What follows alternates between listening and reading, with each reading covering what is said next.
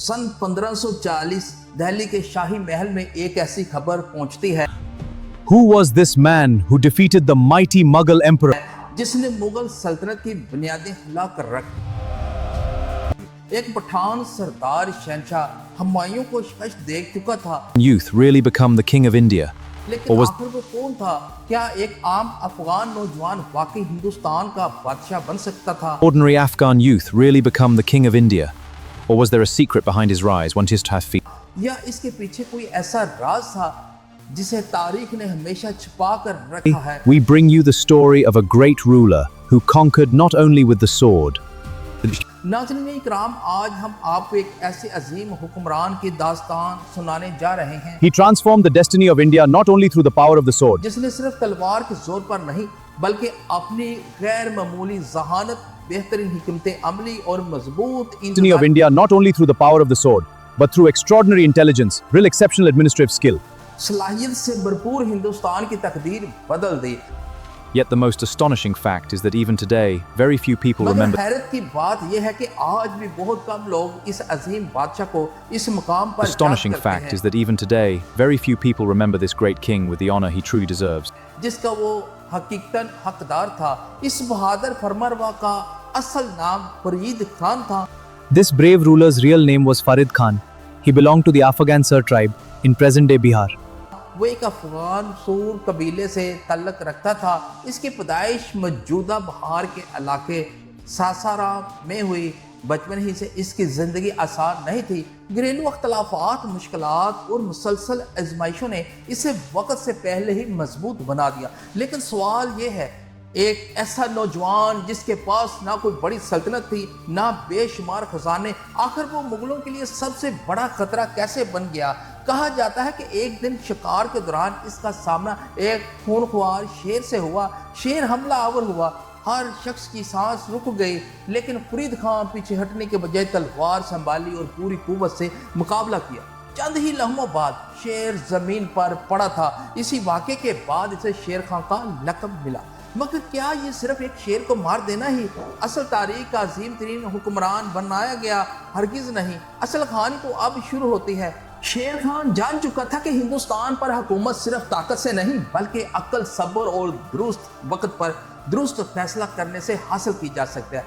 इधर मुगल शहंशाह हुमायूं अपनी सल्तनत को मजबूत समझ रहा था, मगर इसे अंदाजा भी नहीं था कि एक पठान खामोशी से ऐसी तैयारी कर रहा है जो चंद बरस बाद मुगल सल्तनत को दिल्ली से बेदखल कर देगी। मगर आखिर शेर खान ने पहली बड़ी चाल क्या चली? वो कौन सी जंग थी जिसने हुमायूं को इसकी किस्मत बदल दी? एक तरफ मुगल शहंशाह हुमायूं, दूसरी तरफ एक पठान सलार जिसके पास ना इतनी बड़ी फौज थी और ना ही बेशुमार खजाने। फिर आखिर कौन जीतने वाला था? क्या किस्मत मुगलों का साथ देगी या तारीख एक नया बाप लिखने वाली थी? नाज़रीन इकराम, शेर खान जानता था कि सिर्फ बहादुरी से सल्तनतें नहीं जीती जाती बल्कि दुश्मन की कमजोरी को पहचान कर वार करना पड़ता है। इसलिए इसने कई वर्ष तक खामोशी से अपनी ताकत बढ़ाई। इसने एक एक किला अपने कब्जे में लिया, वफादार सिपाहियों की फौज तैयार की और अपने हर मंसूबे को मुकम्मल राज में रखा। लेकिन हुमायूं को भी अभी तक अंदाजा नहीं था कि इसके सामने खड़ा शख्स सिर्फ एक सरदार नहीं बल्कि एक अजीम हिकमत अमली का माहिर था। वक्त गुजरता गया और फिर वो दिन आ पहुंचा। सन 1539 चौसा का मैदान, गंगा के किनारे दोनों फौजें आमने सामने खड़ी थी। एक तरफ मुगल सल्तनत का गुरूर, दूसरी तरफ एक पठान की खामोश मुस्कुराहट। मगर सवाल ये था, शेर खान इतना पुरसकून क्यों था? क्या इससे पहले ही अपनी फतह का यकीन था? रात गहरी होती गई, हुमायूं की फौज आराम में थी, लेकिन इसी अंधेरे में शेर खान ने वो चाल चल दी जिसका मुगल सिपाहियों ने कभी तस्वर भी नहीं किया था। अचानक चारों तरफ से शोर मच गया, तलवारें निकल आई, घोड़ों की टापों ने जमीन हिला दी और मुगल फौज संभलने से पहले ही चारों तरफ से घेर ले गई। क्या यह सिर्फ एक हमला था या बरसों पहले तैयार किया गया मंसूबा? हुमायूं ने मुकाबला करने की पूरी कोशिश की, मगर हर लम्हा इसकी फौज बिखरती जा रही थी। कहा जाता है कि अपनी जान बचाने के लिए हुमायूं को गंगा में छलांग लगाना पड़ी। एक मामूली सक्के ने इसे पानी से निकाला और मुगल बादशाह बामुश्किल अपनी जान बचाकर फरार हुआ। लेकिन क्या एक जंग जीत लेने से शेर खान हिंदुस्तान का बादशाह बन गया था? हरगिज नहीं। असल इम्तहान तो अभी बाकी था। क्योंकि हुमायूं अभी जिंदा था। जिंदा दुश्मन हमेशा वापस आता है। चंद ही महीनों बाद दोनों की एक बार फिर ऐसी टक्कर होने वाली थी, जिसके बाद दिल्ली का तख्ता हमेशा के लिए हाथ बदलने वाला था। मगर वो दूसरी जंग कौन सी थी, और इसमें ऐसा क्या हुआ कि हुमायूं को पूरा हिंदुस्तान छोड़कर भागना पड़ा? हुमायूं शिकस्त खा चुका था, मगर क्या मुगल सल्तनत वाकई खत्म हो गई थी, या भी तारीख का सबसे खतरनाक बाब बाकी था? नाज़रीन इकराम, चौसा की जंग में शिकस्त के बाद हुमायूं ने दोबारा अपनी फौज की जमा की। इसे यकीन था कि एक बार की हार किस्मत का खेल थी, लेकिन इसे अंदाजा नहीं था कि शेर खां इससे कई कदम आगे सोच चुका है। आखिर शेर खां की अगली चाल क्या थी? सन 1540 ईस्वी में दोनों लश्कर एक बार फिर आमने सामने थे। इस मरतबा मैदान था कन्नौज। हवा में अजीब खामोशी थी। हर सिपाही जानता था कि आज सिर्फ एक जंग नहीं बल्कि हिंदुस्तान के मुस्तकबिल का फैसला होने वाला है। लेकिन सवाल ये था, क्या हुमायूं अपनी पहली शिकस्त का बदला ले सकेगा? जंग शुरू हुई, तलवारें टकराई, नाज़रीन इकराम, नेज़े चले और मैदान गर्दो गुबार से भर गया। हुमायूं पूरी ताकत से लड़ा, मगर शेर खां की हिकमत अमली ने एक बार फिर मुगल फौज को हैरान कर दिया। हर गुजरते लम्हे के साथ मुगल सिपाही पीछे हटते जा रहे थे। आखिर क्यों? कुछ ही घंटों में जंग का नक्शा बदल गया। हुमायूं का एहसास हो गया कि अगर वो मजीद रुका तो जिंदा नहीं बच सकेगा। इसने मैदान छोड़ दिया और हिंदुस्तान से फरार होने पर मजबूर हो गया। लेकिन अब सवाल ये था, दिल्ली के तख्त पर कौन बैठने वाला था? चंद दिन बाद दिल्ली और आगरा के दरवाजे खुल गए। वो शख्स जिसके कभी सिर्फ फरीद खान कहा जाता था, अब फातह की हैसियत से दारुल हुकूमत में दाखिल हो रहा था। इसी दिन इसने एक नया लक़ब अख्तियार किया, शेर शाह सूरी। ये सिर्फ नाम की तब्दीली नहीं थी, ये हिंदुस्तान में एक नए दौर का आगाज था। लेकिन हैरत की बात यह है कि शेर शाह ने इक़्तिदार संभालते ही जश्न नहीं मनाया। इसने फौरन पूरे मुल्क में निज़ाम बदलना शुरू कर दिया। आखिर ऐसा क्या किया गया इसने कि बाद में खुद अकबर आज़म भी इसके कई निज़ाम अपनाए? क्या वाकई आज भी पाकिस्तान, भारत और बांग्लादेश में मौजूद कई सड़कें, डाक का निज़ाम और करेंसी की बुनियादें शेर शाह सूरी की दी हुई हैं? अगर ये सच है तो फिर तारीख में इसका नाम इतना कम क्यों लिया जाता है? जंग जीतना एक बात थी, मगर क्या शेर शाह सूरी सल्तनत को भी संभाल सकेगा, या वो भी दूसरे फातिहीन की तरह सिर्फ एक नाम का बनकर रह जाएगा? लेकिन जो होने वाला था, इसने तारीख का रुख हमेशा के लिए बदल दिया। नाज़रीन इकराम, दिल्ली का तख्त संभालते ही शेर शाह सूरी ने वो काम किया जिसका किसी को अंदाजा भी नहीं था। इसने जश्न मनाने की बजाय पूरे हिंदुस्तान के इंतजामी निज़ाम को बदलने का फैसला किया और निज़ाम बदल दिया। मगर आखिर क्यों वो जानता था कि सल्तनतें सिर्फ तलवार से नहीं, इंसाफ से कायम रहती हैं। सबसे पहले इसने शाहराहों की तामीर शुरू करवाई, एक ऐसी अजीम शाहराह जो बंगाल से चलती हुई पंजाब और फिर काबुल तक जाती थी। मगर सवाल ये है, आखिर एक बादशाह सड़कों पर इतनी दौलत क्यों खर्च कर रहा था? बहुत हैरानकुन जवाब था। शेर शाह जानता था कि अगर रास्ते महफूज होंगे तो तिजारत बढ़ेगी, फौज तेजी से हरकत करेगी और सल्तनत पहले से ज्यादा मजबूत हो जाएगी। इसने हर चंद मील के फासले पर सराएं बनवाई जहां मुसाफिर आराम कर सकते हैं, घोड़ों की तब्दीली का इंतजाम किया, डाक ऐसा निज़ाम कायम किया कि खबरें पहले से कई गुना तेजी से एक शहर से दूसरे शहर पहुंचने लगी। लेकिन क्या यही इसकी सबसे बड़ी कामयाबी थी? हरगिज़ नहीं। इसने एक ऐसा चांदी का सिक्का जारी किया जिसे रुपया कहा जाता है।